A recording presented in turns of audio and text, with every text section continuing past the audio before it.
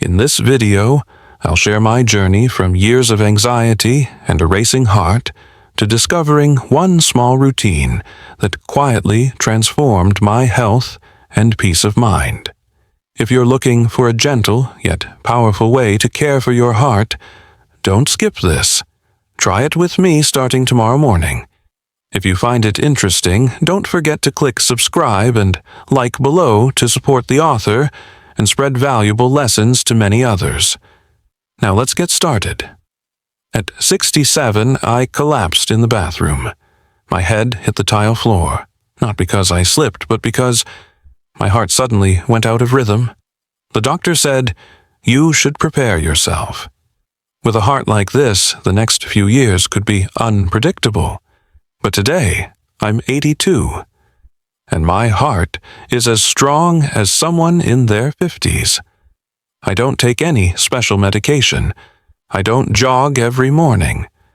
I just do one simple thing every morning, and it has completely transformed my heart health. Part 1. The collapse in the bathroom, and a warning from the heart. At 67, I collapsed in the bathroom. My head hit the tiled floor, not because I slipped, but because my heart suddenly went out of rhythm. That's how Mr. Williams' story begins. When I woke up, I was lying in a hospital bed, my head bandaged and an IV drip in my arm. He recalls eyes still tracing the memory of that fateful morning. "Mr. William, do you realize how lucky you are?" the doctor said, his tone serious. "Your heart was beating extremely fast and irregularly. If someone hadn't found you in time, it could have led to cardiac arrest." That blackout wasn't the first time Mr. William had felt unwell, but it was the first time he understood the heart waits for no one. Until then, he believed he was healthy, gentle daily walks, eating reasonably well. But there was one thing he had overlooked: stress. Silent pressure, the heart's hidden enemy. In retirement, people assumed Mr. William had no worries left, but in truth, he was silently burdened. A wife struggling with dementia, 2 grown-up children living far away, rarely able to visit, sleepless nights filled with worry and loneliness. I thought fatigue was just part of aging, but it turned out my mind simply wasn't at peace, he said quietly. The doctor explained chronic stress raises levels of cortisol and adrenaline, making the heart beat faster, increasing blood pressure and damaging blood vessels over time. According to the British Heart Foundation, people under prolonged emotional stress are twice as likely to develop arrhythmias, heart attacks, and strokes compared to those who remain emotionally calm. The heart doesn't just pump blood, it responds to feelings. Anger, worry, sadness. The heart senses them all, the doctor added. A chance encounter in the park. 3 months after being discharged, Mr. William was still taking his medication regularly. But his spirit felt increasingly low. One crisp autumn morning, he took his usual walk through the park. Leaves drifted down gently. The air was cool. He sat on an old wooden bench by the lake and let out a deep sigh. Just then, an elderly Asian man, perhaps around 90, sat beside him. He held a warm cup of tea, his eyes bright, his face full of serenity. "Looks like your heart is tired, not your legs," the old man said with a gentle smile and a soft British accent. William smiled faintly. "How do you know you breathe from here?" the man said, pointing to his chest. "Not from here." And then he pointed lower to his belly. Their conversation lasted around 20 minutes. Before leaving, the old man handed William a small folded note. On it were just 4 simple words: breathe, slow, deep, quiet. A simple exercise that changed his whole rhythm of life. Mr. William returned home, folded the little note, but that evening he decided to give it a try. He sat in his armchair, turned off the lights, and began 1. Inhale deeply through the nose for 4 seconds. 2. Hold the breath for 4 seconds. 3. Exhale slowly through the mouth for 6 seconds. 4.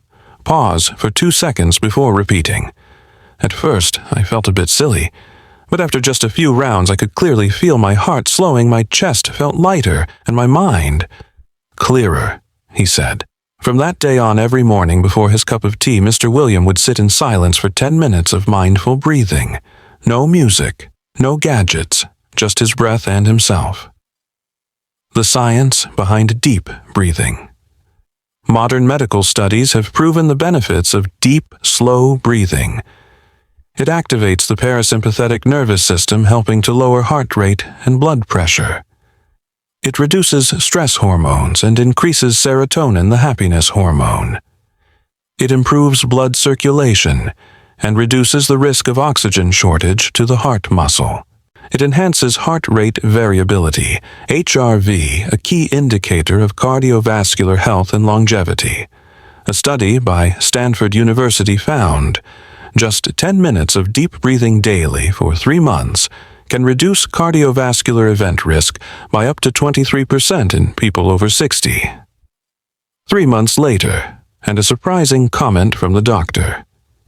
3 months later, Mr. William returned for a checkup. The doctor studied his ECG chart, then looked at him with surprise.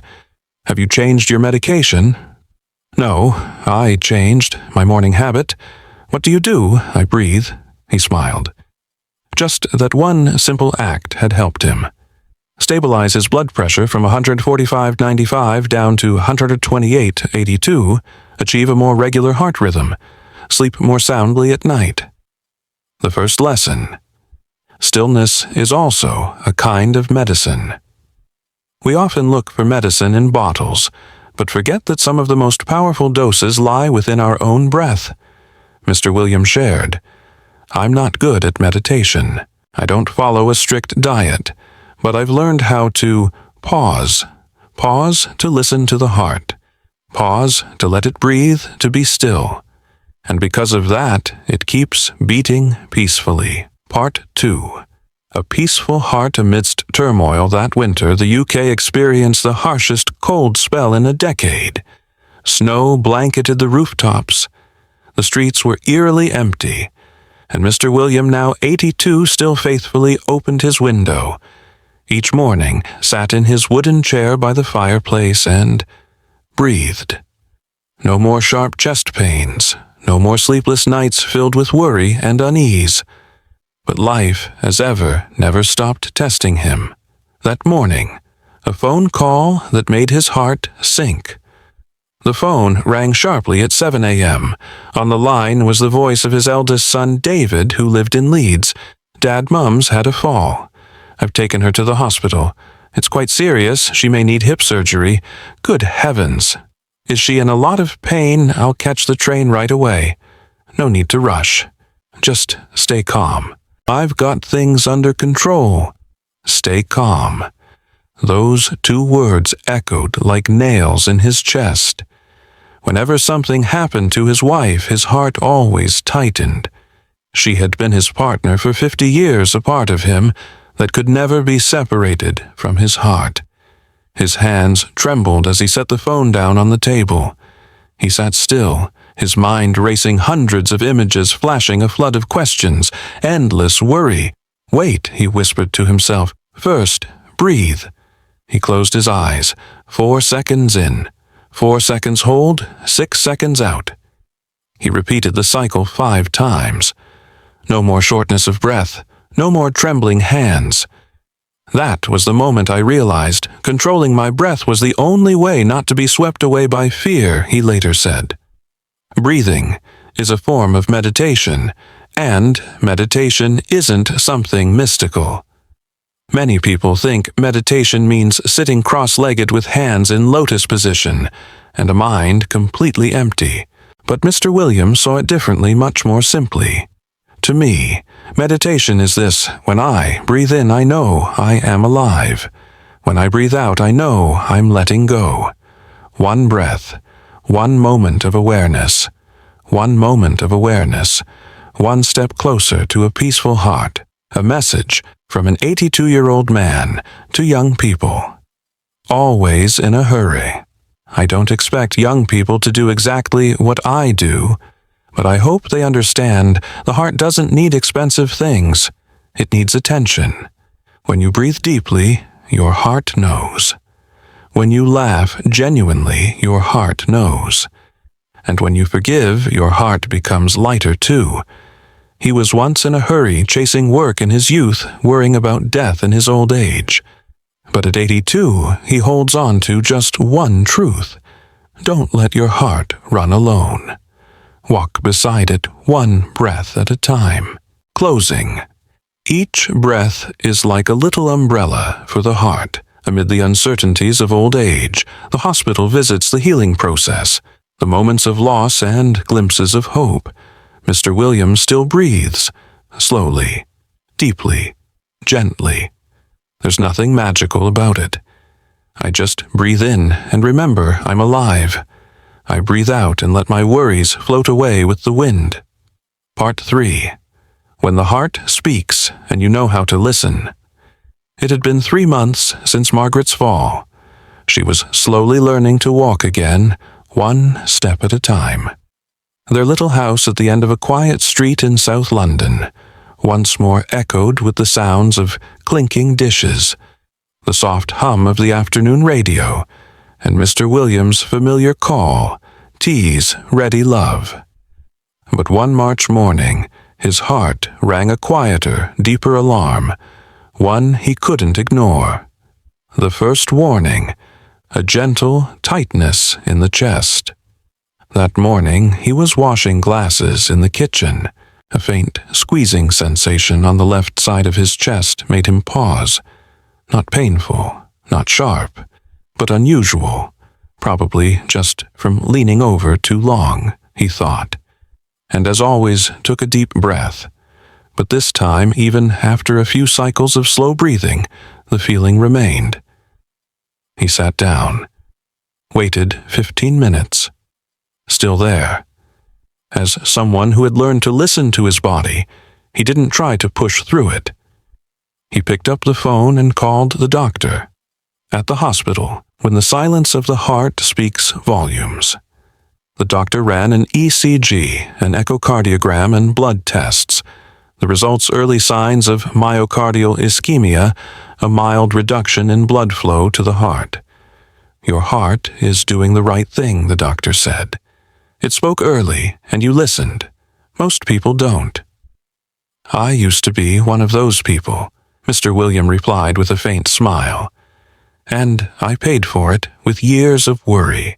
The doctor looked at him for a moment, then added, "The best thing you can do alongside the medication is keep up your breathing practice. It helps dial down the sympathetic nervous system, the one that constricts blood vessels and puts strain on the heart."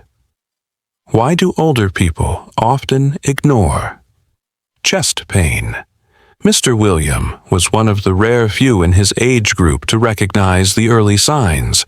Why do so many elderly people fail to realize their heart is sending a warning?